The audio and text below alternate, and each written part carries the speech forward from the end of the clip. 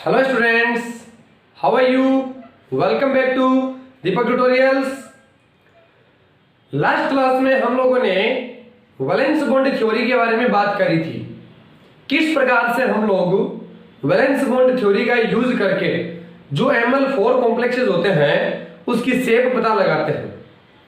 आज की इस क्लास में हम लोग Ml6 कॉम्प्लेक्स के ऊपर VBT को अप्लाई करेंगे, यानी कि वैलेंस बॉन्ड थ्योरी को Ml6 कॉम्प्लेक्स में कैसे अप्लाई करेंगे और किस प्रकार Ml6 कॉम्प्लेक्स की शेप हम लोग पता लगाएंगे।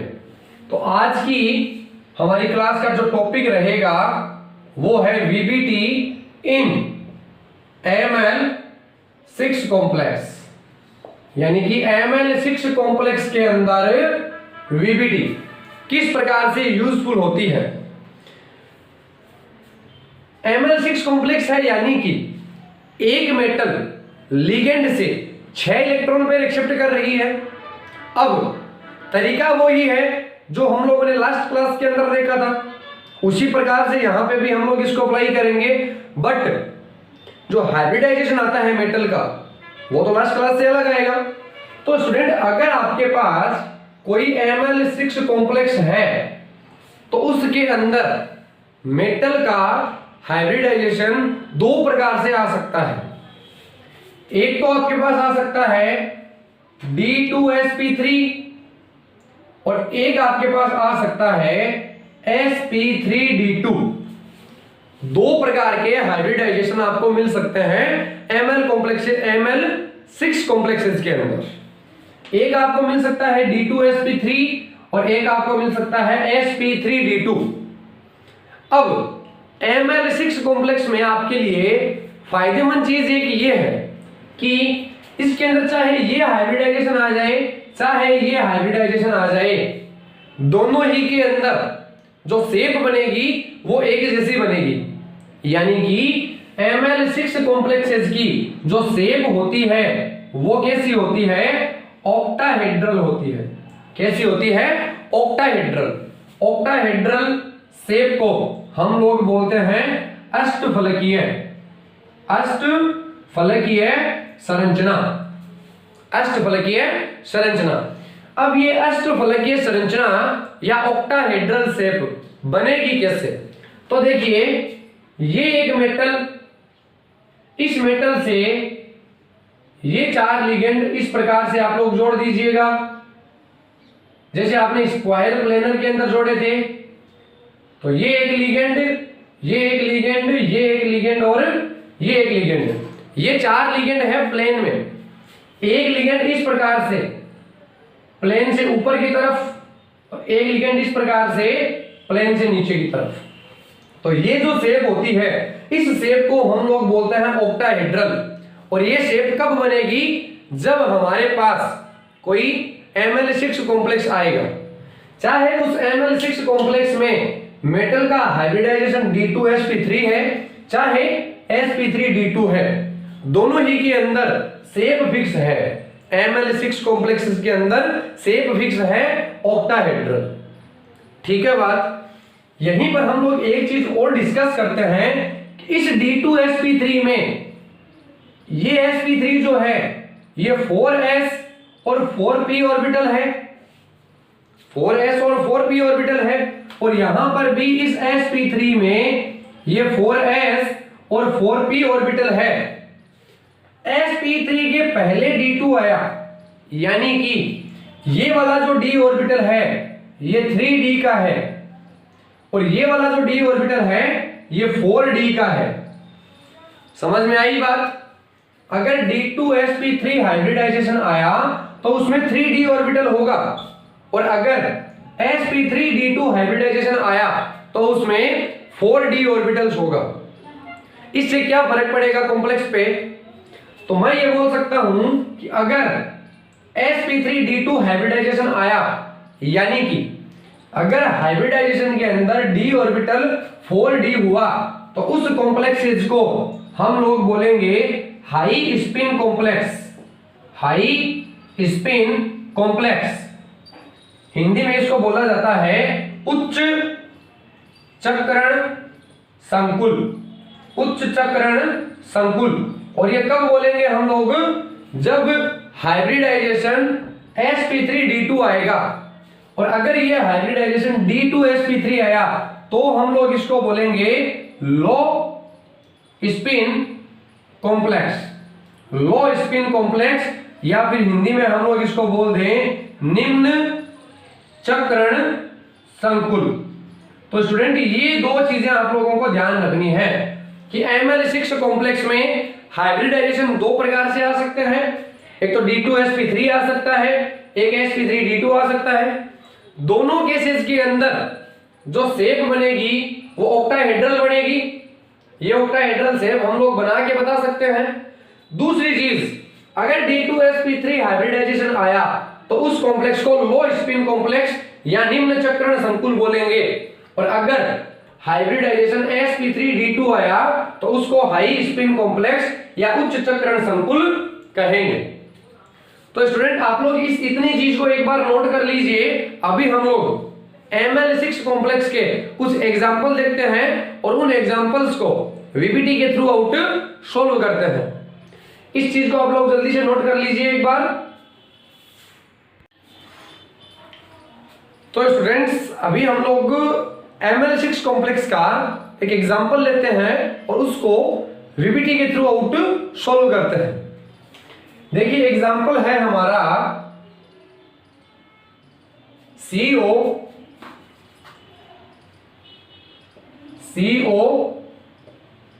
NH3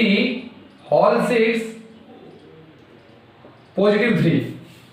ये एक कॉम्प्लेक्स कंपाउंड है जिसमें एक कोबाल्ट मेटल 6 NH3 एलिगेंट से जुड़ी हुई है, तो इसको हम लोग Ml6 कॉम्प्लेक्स बोलेंगे। सबसे पहले आप लोग इसका नाम लिख लीजिए। तो एमीन है इसके अंदर, हेक्सा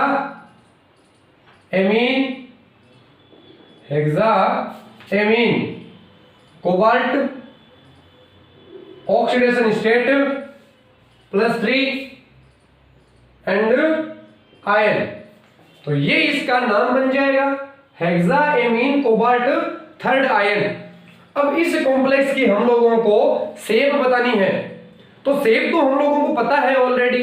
अगर ये Ml6 कॉम्प्लेक्स है तो इसकी शेप कैसी होगी, ऑक्टाहेड्रल होगी। तो हम लोग इसके बारे में क्या बताएंगे, हम लोग ये बता सकते हैं कि ये लो स्पिन कॉम्प्लेक्स है कि ये हाई स्पिन कॉम्प्लेक्स है। ठीक है, इस कॉम्प्लेक्स के अंदर इस मेटल का हाइब्रिडाइजेशन बता सकते हैं। ठीक है बात। तो देखिए सबसे पहला काम हमारा ये रहेगा कि जो मेटल है उस मेटल का इलेक्ट्रॉनिक कॉन्फ़िगरेशन बनाइए। तो मेटल है इसमें कोबाल्ट, और कोबाल्ट मेटल आती है आपकी 27 पे। तो इसका इलेक्ट्रॉनिक कॉन्फ़िगरेशन बन जाएगा argon 4s2 3d7, argon 4s2 3d7। इस कॉम्प्लेक्स के अंदर मेटल की ऑक्सीडेशन स्टेट कितनी है, 3, यानी कि +3। तो CO +3। बताइए स्टूडेंट +3 का मतलब क्या होता है, आउटर मोस्ट से इलेक्ट्रॉन निकालना। तो ये आर्गन, अब आउटर मोस्ट है इसकी 4s।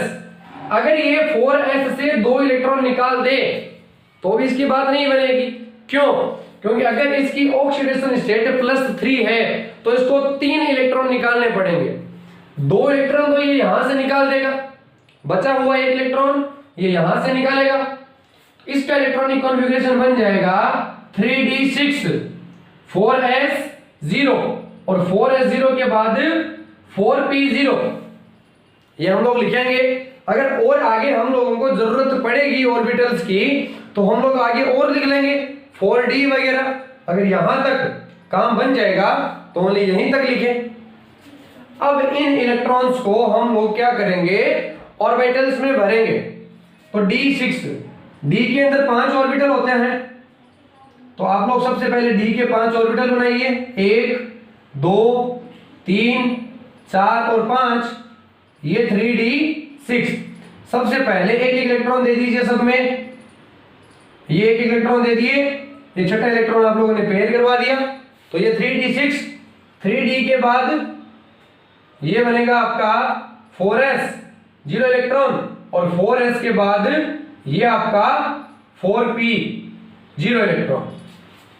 समझ में आएगी इतनी बात? चलिए अब हम लोग क्या काम करते हैं, अब आप लोग ये देखिए कि यहां पे जो लिगेंड है वो लिगेंड कौन सा है। तो स्टूडेंट यहां पे जो लिगेंड है वो NH3 है, NH3 वीक लिगेंड की स्ट्रॉन्ग लिगेंड, तो NH3 होता है स्ट्रॉन्ग लिगेंड। और अगर ये स्ट्रॉन्ग लिगेंड है तो ये इलेक्ट्रॉन्स की क्या कर देगा, पेयरिंग कर देगा। तो हम लोग यहां पे लिख सकते हैं NH3 is a strong ligand, NH3 is a strong ligand. NH3 अगर स्ट्रॉन्ग लिगेंड है तो इस कॉम्प्लेक्स में क्या काम होगा, इस कॉम्प्लेक्स के अंदर आप लोग देखिए ये पूरा कॉम्प्लेक्स लिख लेंगे हम लोग। अब CONH3 होल 6 प्लस 3 चार्ज, इसके अंदर ये हम लोग d ऑर्बिटल्स बनाएंगे 5, ये 3d, इसमें इलेक्ट्रॉन भरने हैं 6। तो देखिए स्टूडेंट ये तो दोनों पेयर्ड है ही, ये तो दोनों पेयर के पेयर पड़े रहेंगे, ये वाले चारों अनपेयर है, तो इस वाले को यहां ले आएगा, इस वाले को यहां ले आएगा। जो 4 अनपेयर है उसको 2 पेयर्ड फॉर्म में ये कन्वर्ट कर देगा। तो इलेक्ट्रॉन का भरने का ऑर्डर कुछ इस प्रकार से, ये जो 3d के अंदर 6 इलेक्ट्रॉन थे वो इस प्रकार से भरे जाएंगे। 3d6 के बाद हम लोग क्या लिखेंगे 4s, तो ये हमारा 4s, और 4s के बाद में हम लोग क्या कर देंगे 4p, तो ये हमारा 4p। अब बोलो नेक्स्ट काम हम लोग क्या करते हैं, मेटल के साथ 6 लिगेंड जुड़े हुए हैं, यानी कि ये 6 लिगेंड 6 इलेक्ट्रॉन पेयर डोनेट करेंगे। एक इलेक्ट्रॉन पेयर लेने के लिए एक ऑर्बिटल खाली चाहिए, तो 6 इलेक्ट्रॉन पेयर लेने के लिए क्या काम करना पड़ेगा, 6 इलेक्ट्रॉन पेयर खाली करने पड़ेंगे, सॉरी 6 ऑर्बिटल्स खाली करने पड़ेंगे। तो यहां से देखिए आप लोग 1 2 3 4 5 6, ये 6 ऑर्बिटल्स खाली पड़े हैं। एक इलेक्ट्रॉन पेयर 2 3 4 5 और 6, ये 6 इलेक्ट्रॉन पेयर दे दिए। इन 6 इलेक्ट्रॉन पेयर को लेने के लिए मेटल के कौन कौन से ऑर्बिटल काम में आए, तो 2 तो ये आए, ये दोनों है D के, तो D2, एक ये काम में आया, ये है S का, तो ये S, 3 ये काम में आए P के, तो ये D2sp3। कौन सा हाइब्रिडाइजेशन आ गया हमारे पास D2sp3। तो ये जो D ऑर्बिटल है ये 3D का है, आप लोग देख सकते हैं ये D ऑर्बिटल 3D का है, तो इस कॉम्प्लेक्स को हम लोग क्या बोल देंगे, ये हमारा बन जाएगा लो स्पिन कॉम्प्लेक्स, यानी कि निम्न चक्रण संकुल बन जाएगा। शेप कैसी होगी, तो शेप तो Ml6 की कैसी होती है, ऑक्टाहेड्रल। हम लोग बना सकते हैं ये CO, इसके साथ में 6 लिगेंड जोड़ने हैं हम लोगों को ऑक्टाहेड्रल शेप में, तो ये NH3, ये NH3, ये NH3, ये NH3, 4 तो ये जोड़ दिए, एक ये NH3 और एक ये NH3, और इसका चार्ज +3, ये लीजिए। तो इस प्रकार से हम लोग VBT के थ्रू Ml6 कॉम्प्लेक्स में भी हाइब्रिडाइजेशन निकाल सकते हैं, और इसके थ्रू ये पता लगा सकते हैं कि वो लो स्पिन कॉम्प्लेक्स होगा या हाई स्पिन कॉम्प्लेक्स होगा। आई होप आप लोगों को समझ में आया होगा। तो इस चीज को आप लोग एक बार फटाक से नोट कीजिए। एक और एग्जांपल हम लोग Ml6 का ही VBT के थ्रू सॉल्व करते हैं, इस चीज को नोट डाउन कीजिए जल्दी से आप लोग।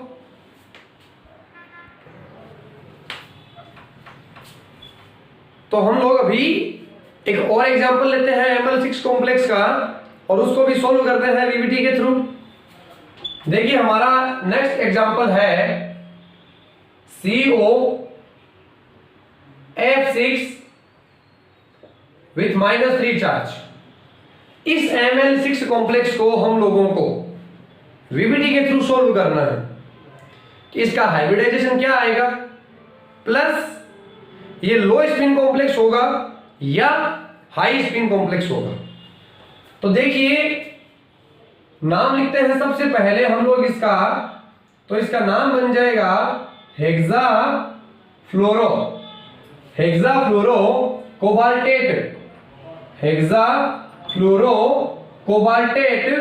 ऑक्सीडेशन स्टेट इसकी बन जाएगी -6 -3 यानी कि 3, तो थर्ड, और ये बन जाएगा आयन। तो इसका नाम बन जाएगा हेक्सा फ्लोरो कोबाल्टेट थर्ड आयन। अब इसको सोल्व करने के लिए सबसे पहले इस कॉम्प्लेक्स में मेटल कौन सी है? CO, नंबर उसका 27। तो इसका इलेक्ट्रॉनिक कॉन्फ़िगरेशन लिखिए, आर्गन 4s2 3d7।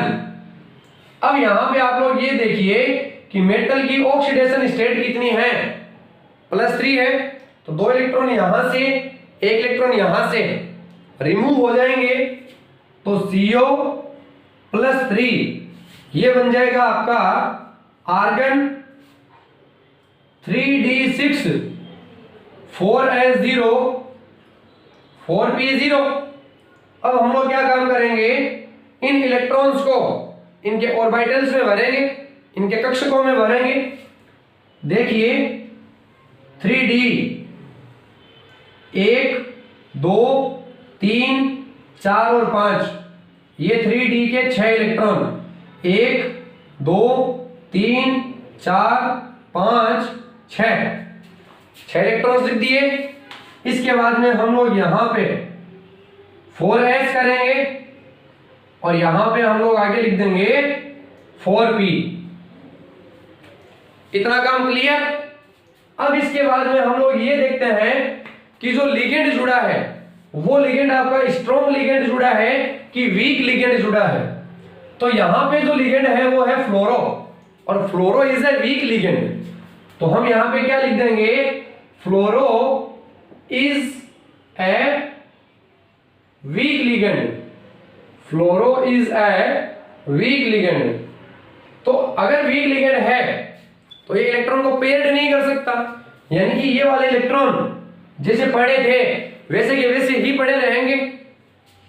तो क्या कंडीशन बन जाएगी हमारे पास, ये 3d के 6 इलेक्ट्रॉन 1 2 3 4 और 5, ये 3d के 6 इलेक्ट्रॉन जैसे थे वैसे के वैसे ही पड़े रहेंगे। अगर यहां पे लिगेंड स्ट्रॉन्ग होता तो ये दोनों इलेक्ट्रॉन यहां से यहां आ जाते और ये पेयर्ड फॉर्म में बन जाते, लेकिन अभी ये इलेक्ट्रॉन सिंगल फॉर्म में पड़े रहेंगे। अब आपको आगे क्या काम करना है, 6 फ्लोरो 6 इलेक्ट्रॉन पेयर देंगे, तो मेटल के पास 6 ऑर्बिटल्स खाली होने चाहिए। खाली तो अभी है नहीं, एक भी खाली नहीं है। तो 3d के आगे हम लोगों ने लिखा 4s, तो ये 4s के आगे हम लोग करते हैं 4p। अभी भी हमारे पास यानी कि मेटल के पास 4 ऑर्बिटल खाली हुए, 2 और खाली करने हैं। तो देखो जहां 4 सेल आ गई वहां पे 4s भी है, 4p भी है, 4d भी है। तो हम लोग आगे यहां पे क्या कर देंगे, 4d, और d में कितने ऑर्बिटल्स, 5 ऑर्बिटल्स, 1 2 3 4 और 5, ये 4d। अब आपको 6 ऑर्बिटल्स खाली करने हैं, 1 2 3 4 5 6, ये 6 ऑर्बिटल्स आप लोगों ने खाली कर दिए।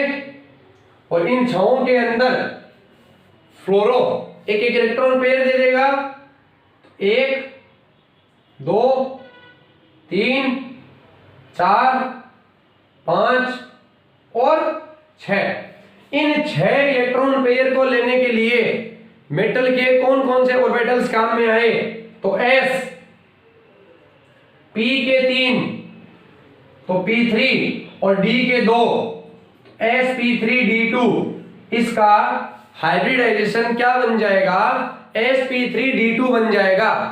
और ये वाला d जो है वो इस बार 4d काम में आया है, तो इस कॉम्प्लेक्स को हम लोग क्या बोल देंगे कि ये एक हाई स्पिन कॉम्प्लेक्स है, हाई स्पिन कॉम्प्लेक्स यानी कि उच्च चक्रण संकुल है, इसकी शेप कैसी बनेगी? तो शेप तो ऑक्टाहेड्रल बनेगी। क्लियर है बात? आई होप आप लोगों को वैलेंस बॉन्ड थ्योरी के अंदर अब कोई दिक्कत नहीं आनी चाहिए। यहीं पे हम लोग एक चीज और डिस्कस कर लेते हैं कि ये जो कॉम्प्लेक्स कंपाउंड होते हैं इनकी मैग्नेटिक प्रॉपर्टीज होती है। मैग्नेटिक प्रॉपर्टीज यानी कि चुंबकीय गुण। चुंबकीय गुण में हम लोग ये बोल सकते हैं कि ये कॉम्प्लेक्स कंपाउंड चुंबक के साथ कैसा व्यवहार करते हैं, मैग्नेट के साथ कैसा बिहेवियर शो करते हैं, उसके बेस पे हम लोग बेसिकली इन कंपाउंड्स को दो कैटेगरी में बांट देते हैं। कितनी कैटेगरी में? दो में। पहली कैटेगरी होती है अपने पास पैरामैग्नेटिक, पैरामैग्नेटिक, और दूसरे प्रकार के कंपाउंड को हम लोग बोलते हैं diamagnetic. Paramagnetic and diamagnetic. Paramagnetic को हिंदी में बोला जाता है अनुचुंबकीय, अनुचुंबकीय, और डायामैग्नेटिक को हिंदी में बोला जाता है प्रतिचुंबकीय। पैरामैग्नेटिक कंपाउंड क्या होते हैं?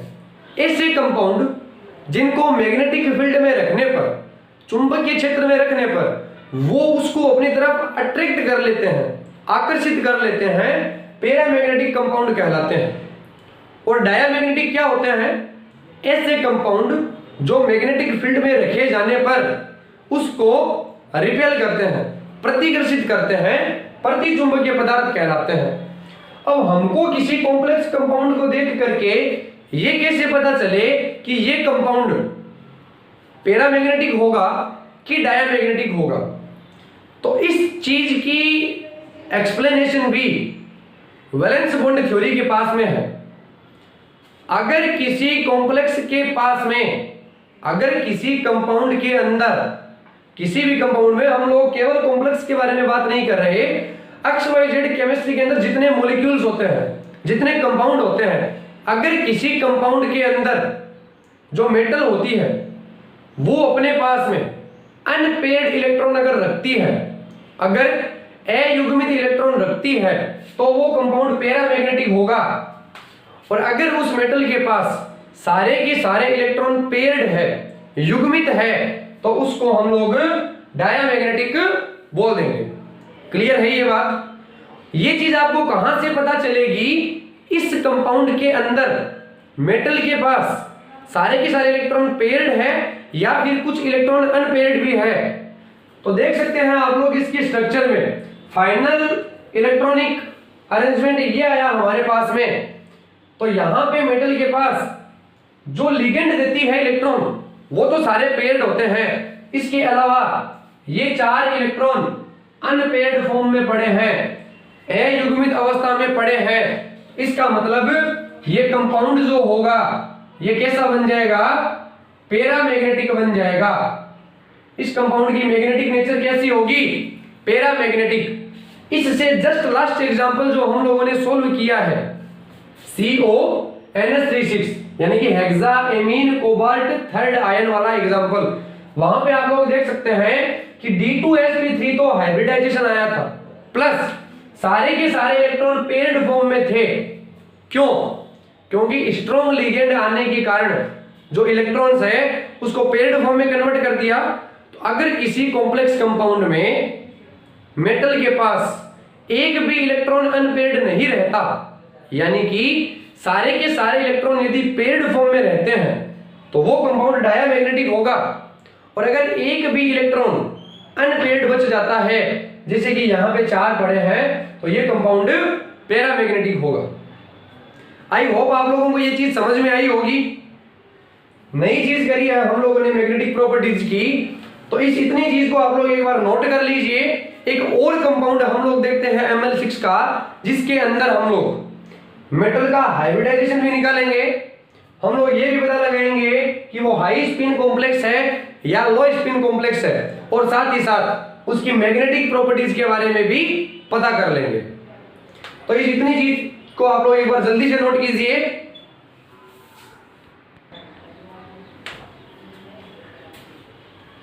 अभी हम लोग एक और Ml6 कॉम्प्लेक्स का एग्जांपल देखते हैं और उसको VBT के थ्रू सॉल्व आउट करते हैं। देखिए हमारा एग्जांपल जो है K4FeCN6, इस कॉम्प्लेक्स कंपाउंड को आप लोगों ने IUPAC नोमेनक्लेचर की कक्षा में देखा है। इस कॉम्प्लेक्स को VBT के थ्रू सॉल्व करके पता लगाइए कि इसके अंदर हाइब्रिडाइजेशन कौन सा है, इसकी शेप क्या है, ये लो स्पिन कॉम्प्लेक्स है कि हाई स्पिन कॉम्प्लेक्स है, और ये पैरामैग्नेटिक है या डायामैग्नेटिक है। तो अगर आप लोगों को Ml6 कॉम्प्लेक्स के अंदर VBT कैसे अप्लाई होती है ये समझ में आ गया है, तो वीडियो को यहीं पे स्टॉप कीजिए एक बार और इसको खुद से करने की कोशिश कीजिए। और अगर नहीं समझ में आया अभी तो इस एग्जांपल को और हम लोग सोल्व करके देख लेते हैं। देखिए सबसे पहले हम लोग इसका नोमेनक्लेचर करते हैं। नाम क्या बन जाएगा बताइए? पोटेशियम, साइनो 6 बार है तो hexacyano potassium hexacyano Fe ferrate बन जाएगा। तो पोटेशियम हेक्सा साइनो फेरेट 4 6 2 बन जाएगी तो फेरेट सेकंड। ये इस कॉम्प्लेक्स कंपाउंड का नाम बनेगा, पोटेशियम हेक्सासाइनो फेरेट सेकंड। अब देखिए इसको सोल्व करने के लिए हमको इस पार्ट से कोई मतलब नहीं है, हमको केवल कॉम्प्लेक्स पार्ट के अंदर देखना है। ठीक है बात? मेटल कौन सी है? Iron metal. आयरन मेटल का एटॉमिक नंबर होता है 26। तो सबसे पहले आप लोग इसका इलेक्ट्रॉनिक कॉन्फ़िगरेशन लिखिए। आर्गन 4s2 3d6, ये इसका इलेक्ट्रॉनिक कॉन्फ़िगरेशन बन जाएगा। अभी इस कॉम्प्लेक्स कंपाउंड में मेटल की ऑक्सीडेशन स्टेट है +2, यानी कि आप लोगों को 2 इलेक्ट्रॉन डोनेट करवाने हैं, आउटरमोस्ट सेल से होंगे। तो आर्गन के बाद 3d6 4s0 4p0। अगर आगे और ऑर्बिटल्स काम में आए तो हम लोग 4d और काम में ले लेंगे, वरना यहीं तक चल जाएगा काम। इन इलेक्ट्रॉन्स को ऑर्बिटल्स के अंदर भरिए। तो d के अंदर 6 इलेक्ट्रॉन्स, d के 5 ऑर्बिटल्स बना लीजिए। 1 2 3 4 और 5, ये 3d6। 1 2 3 4 5 6, ये 6 इलेक्ट्रॉन्स हम लोगों ने भर दिए 3d में। इसके बाद ये आया अपना 4s 0 इलेक्ट्रॉन, और उसके बाद p के 3 ऑर्बिटल्स, और ये भी तीनों एकदम खाली। तो 4p 0 इलेक्ट्रॉन्स। इतना काम हो गया। मेटल का इलेक्ट्रॉनिक कॉन्फ़िगरेशन बना लिया। मेटल की ऑक्सीडेशन स्टेट कितनी है उसके अकॉर्डिंग इलेक्ट्रॉन डोनेट करवा दिए, और बचे हुए इलेक्ट्रॉन्स को ऑर्बिटल के अंदर भर दिया। अभी हम लोग ये देखते हैं कि जो लिगेंड जुड़ा है वो लिगेंड स्ट्रॉन्ग है कि वीक है। तो लिगेंड जुड़ा है cyano, and we know that cyano is a strong ligand. Cyano बताओ कैसा लिगेंड है आपके पास? तो cyano is a strong ligand. Cyano कैसा लिगेंड है? स्ट्रॉन्ग लिगेंड है। और अगर ये स्ट्रॉन्ग लिगेंड है तो ये इलेक्ट्रॉन्स की क्या कर देगा? पेयरिंग कर देगा, यानी कि ये वाले दोनों इलेक्ट्रॉन, एक यहां पे और एक यहां पे, जो 6 इलेक्ट्रॉन थे वो पेयर्ड फॉर्म में कन्वर्ट हो जाएंगे। तो ये बन जाएगा हमारा 3d ऑर्बिटल्स, 1 2 3 4 और 5, ये 3d 6 इलेक्ट्रॉन, 1 2 3 4 5 6, ये छहों के छहों इलेक्ट्रॉन पेयर्ड हो जाएंगे। 3d के बाद ये पड़ा अपना 4s, और 4s के बाद हम लोग लिख देंगे 4p। तो ये रहा अपना 4p। अब 6 लिगेंड है तो 6 ऑर्बिटल्स खाली करने पड़ेंगे। यहां से देखिए खाली पड़े हैं 1 2 3 4 5 6, ये 6 ऑर्बिटल्स खाली पड़े हैं। तो इन 6 के अंदर एक एक इलेक्ट्रॉन पेयर 1 2 3 4 5 और 6, ये 6 इलेक्ट्रॉन पेयर साइनो लिगेंड ने ट्रांसफर कर दिए। हाइब्रिडाइजेशन कौन सा आया? तो ये दोनों डी के, ये एस का, ये तीनों पी के, तो हाइब्रिडाइजेशन आया D2sp3। और अगर D2sp3 आया तो ये डी किसके हैं? 3D के हैं। तो कॉम्प्लेक्स बताओ कौन सा बन जाएगा? लो स्पिन कॉम्प्लेक्स। कॉम्प्लेक्स बन जाएगा लो स्पिन कॉम्प्लेक्स। अगर हम लोग शेप के बारे में बात करें तो शेप तो ऑक्टाहेड्रल बनेगी। ऑक्टाहेड्रल शेप को हम लोग बना भी देंगे। ये आयरन मेटल, उसके अलावा इस आयरन मेटल के साथ में ये यहां पे हम लोगों ने Cn Cn Cn और Cn, ये Cn और ये Cn, आयरन का चार्ज +2, तो ये आयरन का चार्ज +2 दिखा दिया, ये शेप बना दी, ये हाइब्रिडाइजेशन बता दिया, ये कौन से स्पिन का कॉम्प्लेक्स है वो बता दिया। अभी हम लोग मैग्नेटिक प्रॉपर्टीज के बारे में बात करते हैं। तो देखिए यहां पे जो इलेक्ट्रॉन्स है, ये पेयर्ड, ये पेयर्ड, ये पेयर्ड और ये सारे के सारे पेयर्ड। कोई भी इलेक्ट्रॉन आपको ऐसा दिखाई दे रहा है जो अनपेयर्ड फॉर्म में है? नहीं है। इस कॉम्प्लेक्स में मेटल के पास जितने इलेक्ट्रॉन हैं वो सारे के सारे पेयर्ड फॉर्म में है, यानी कि ये कॉम्प्लेक्स कैसा बन जाएगा? प्रतिचुंबकीय बन जाएगा, जिसको हम लोग डायामैग्नेटिक कहते हैं। तो इस कॉम्प्लेक्स की जो मैग्नेटिक प्रॉपर्टीज है वो कैसी है? डायामैग्नेटिक, यानी कि प्रतिचुंबकीय। तो इसके अंदर बोर्ड एग्जाम में जब क्वेश्चन आते हैं तो आप लोगों को डायरेक्टली या तो कोई कॉम्प्लेक्स कंपाउंड दे दिया जाएगा कि इस कंपाउंड को वीबीटी के थ्रू सोल्व करके इसका मैग्नेटिक प्रॉपर्टीज बताइए। अगर कोई Ml4 कॉम्प्लेक्स है तो हमको ऐसे पूछ लिया जाएगा कि इस Ml4 कॉम्प्लेक्स के अंदर वीबीटी से सोल्व करते हुए इसकी शेप बताइए। या फिर डायरेक्टली हम लोगों को दो कॉम्प्लेक्स कंपाउंड दे दिए जाएंगे, ये कॉम्प्लेक्स कंपाउंड तो पैरामैग्नेटिक है और ये वाला कॉम्प्लेक्स कंपाउंड डायामैग्नेटिक है। प्रूव कीजिए वीबीटी की हेल्प लेते हुए। अगर कोई कंपाउंड पैरामैग्नेटिक है मतलब वहां पे अनपेयर्ड इलेक्ट्रॉन प्रेजेंट है, और अगर कोई कंपाउंड डायामैग्नेटिक है वहां पे सारे इलेक्ट्रॉन पेयर्ड है। तो दोनों को आप लोग वीबीटी से सोल्व कर लीजिए, वही चीज आएगी जो क्वेश्चन के अंदर लिखी हुई है। अगर कंपाउंड पैरामैग्नेटिक बताया गया है मतलब कंपाउंड के अंदर इलेक्ट्रॉन अनपेयर्ड आएगा। अगर नहीं आ रहा है तो या तो हम लोगों ने उसको गलत सोल्व किया है या फिर क्वेश्चन गलत दिया गया है, और या फिर डायरेक्ट हम लोगों को कोई एग्जांपल दिया हुआ आए कि इसको वीबीटी के थ्रू सोल्व करते हुए हाइब्रिडाइजेशन, शेप, मैग्नेटिक प्रॉपर्टीज ये सब बतानी है, तो वो काम भी हम लोग कर सकते हैं। मेथड आप लोगों को मैंने बता दिया। सबसे पहले जो मेटल है उसका इलेक्ट्रॉनिक कॉन्फ़िगरेशन, उसकी ऑक्सीडेशन स्टेट के अकॉर्डिंग इलेक्ट्रॉन डोनेट करवाने हैं उन्हें डोनेट करवा दो, बचे हुए को ऑर्बिटल्स में भर दो।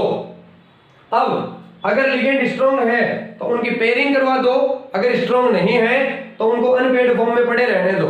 अब अगर Ml4 कॉम्प्लेक्स है तो आगे के 4 ऑर्बिटल खाली कर दो, Ml6 कॉम्प्लेक्स है तो आगे के 6 ऑर्बिटल्स खाली कर दो। इस प्रकार से हम लोग किसी भी कॉम्प्लेक्स कंपाउंड का क्या निकाल सकते हैं?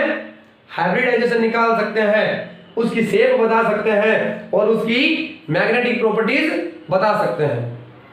आई होप आप लोगों को वैलेंस बॉन्ड थ्योरी में कोई डाउट नहीं होगा, क्लियर होगा सब कुछ। फिर भी अगर आप लोगों को कोई डाउट आता है तो कमेंट में अपना डाउट डालिएगा, आप लोगों को श्योरली उसका आंसर मिलेगा। आज की क्लास को हम लोग यहीं पे समाप्त करते हैं, मिलेंगे नेक्स्ट क्लास में। तब तक के लिए bye bye and thank you for watching.